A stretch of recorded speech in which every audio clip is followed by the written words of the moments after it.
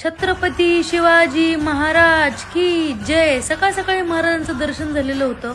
चक्क आम्हाला फिफी आयलँडच्या डोंगरामध्ये दिसली होती महाराजांची प्रतिमा. मी आले होते माझ्या फ्रेंड सोबत फिफी आयलँड फिरण्यासाठी.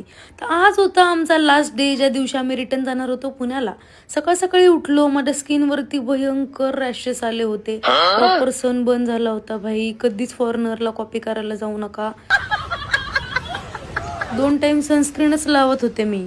आज सकाळ सकाळी सनरेज पासून वाचवण्यासाठी मी घातले होते 2 प्रोटेक्टिव्ह शिल्ड, जे होता माझा स्कार्फ आणि त्याच्यावरती टॉवेल. कारण इतका भयंकर सनबर्न झालता की मी थोडंही सनलाईट सहन करू शकत नव्हते.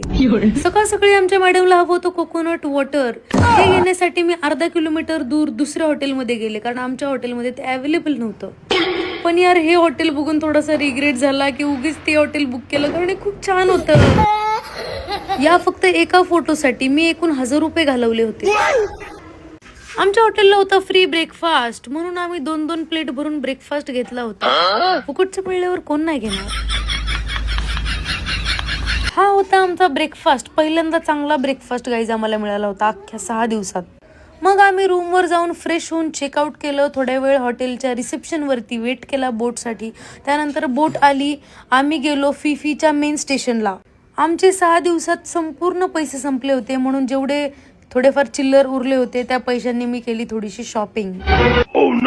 फिफीवरून आम्ही बोटच्या प्रवासाने 2 ते 3 तासात पोहोचलो कराबी बोट स्टेशनला.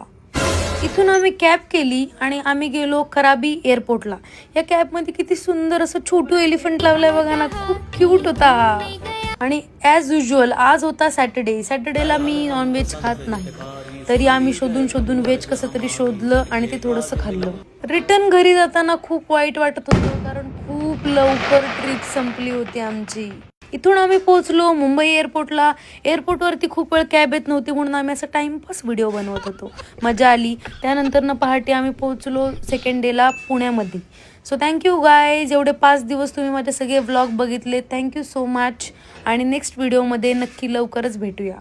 Bye bye guys.